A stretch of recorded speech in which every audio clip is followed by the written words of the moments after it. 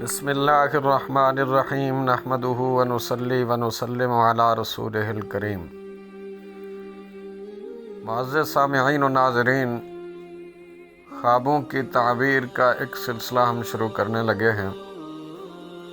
امام محمد بن سیرین رحمۃ اللہ علیہ کی مشہور و معروف کتاب تعبیر الرؤیا سے۔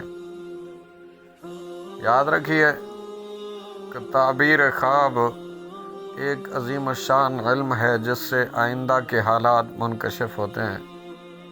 چنانچہ حضور سید کائنات فخر موجودات صلی اللہ علیہ وسلم نے ارشاد فرمایا، بشارتوں کے سوا نبوت کی کوئی چیز باقی نہیں رہی۔ صحابہ کرام رضوان اللہ علیہم اجمعین نے دریافت کیا، بشارتوں سے کیا مراد ہے؟ آپ صلی اللہ علیہ وسلم نے فرمایا، سچے خواب۔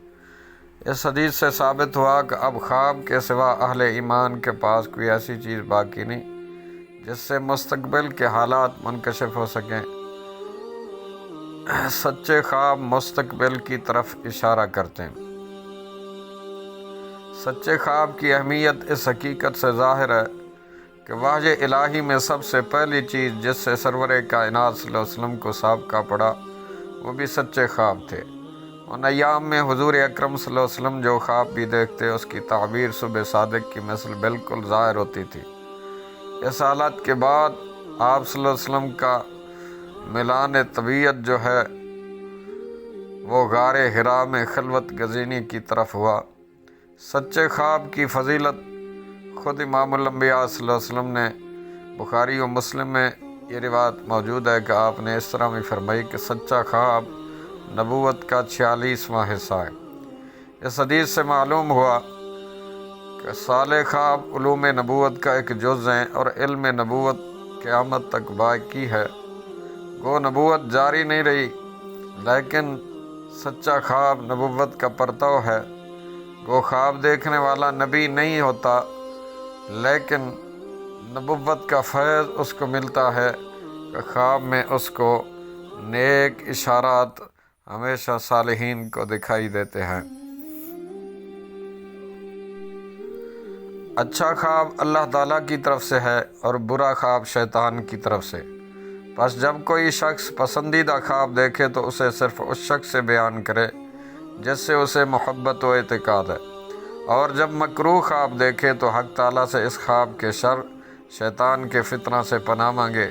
اور یہ بھی مناسب ہے کہ بقصد دفع شیطان اپنے بائیں طرف 3 بار تھتکارے اور ایسا خواب کسی سے بیان نہ کرے۔ اس حالت میں برا خواب کوئی نقصان نہیں دے سکے گا۔ نقصان کا مطلب یہ ہے کہ اللہ تعالیٰ نے افعال مذکورہ کو رنج و غم سے محفوظ رہنے کا سبب گردانا ہے، جیسے صدقہ کو تحفظ مالی اور دفع بلیات کا ذریعہ بنایا ہے۔ ایک حدیث صحیح میں ہے کہ برا خواب دیکھنے کے بعد کروٹ بدلنے کا حکم بھی ہے، کیونکہ اس کو تغیر حالت میں بہت بڑا اثر داخل ہے۔ حضرت جابر رضی اللہ عنہ سید الانبیاء میرے کریم آقا صلی اللہ علیہ وسلم سے روایت کرتے ہیں کہ آپ صلی اللہ علیہ وسلم نے فرمایا، جب کوئی شخص مکروہ خواب دیکھے تو 3 مرتبہ بائیں طرف تف کر کے شیطان سے اللہ کی پناہ چاہے اور اس کروٹ کو بدل ڈالے جس پر خواب دیکھنے کے وقت پڑا تھا۔ امام محمد بن سیرین رحمۃ اللہ علیہ نے فرمایا کہ خواب 3 طرح کے ہوتے ہیں۔ ایک تو دلی خیالات کا عکس، دوسرے تخفیف شیطان، تیسرے مبشرات۔ اس تقسیم سے ظاہر ہے کہ خواب کی تمام اقسام صحیح، قابل تعبیر اور خود التفات نہیں ہوتی، بلکہ تعبیر اور اعتبار کے لائق خواب کی وہی قسم ہے جو حق تعالیٰ کی طرف سے بشارت ہو۔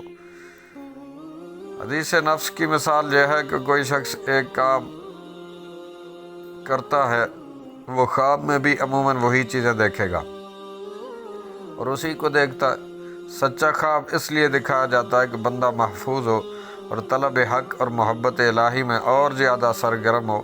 ایسا خواب قابل تعبیر ہے اور اسی پر بڑے بڑے اہم نتائج مرتب ہوتے ہیں۔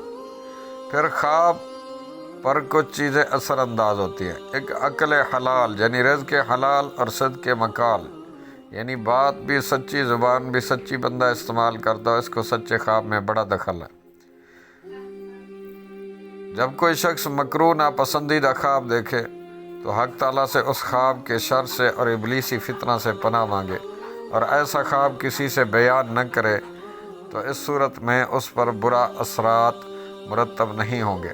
سید الانبیاء صلی اللہ علیہ وسلم نے فرمایا، جب تک خواب بیان نہ کیا جائے اس وقت تک پرندے کے پاؤں پر معلق رہتا ہے، جب بیان کر دیا جائے تو پھر وہ اسی طرح واقع ہو گیا۔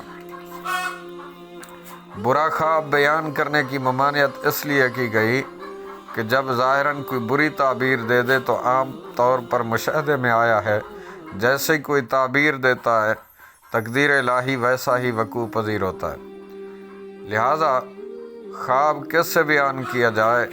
تعبیر کے لیے اپنا خواب کسی سچے، صحیح، صالح، عالم باعمل یا صاحب دل ذی رائے کے سوا کسی سے بیان نہیں کرنا چاہیے، کیونکہ یہ لوگ خواب کو حتی الامکان نیکی پر محمول کر کے اس کی اچھی تعبیر کریں گے۔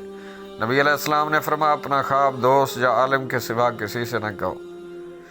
نبی کائنات صلی اللہ علیہ وسلم نے فرمایا، اپنا خواب کسی دوست، صاحب رائے، ذی عقل، صالح آدمی کے علاوہ کسی سے نہ کہو۔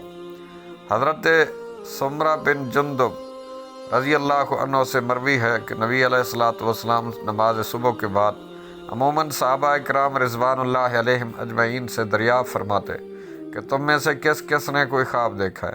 اگر کسی نے کوئی خواب دیکھا ہوتا تو وہ بیان کرتا۔ مخبر صادق میرے کریم آقا صلی اللہ علیہ وسلم اس کی تعبیر بیان کرتے۔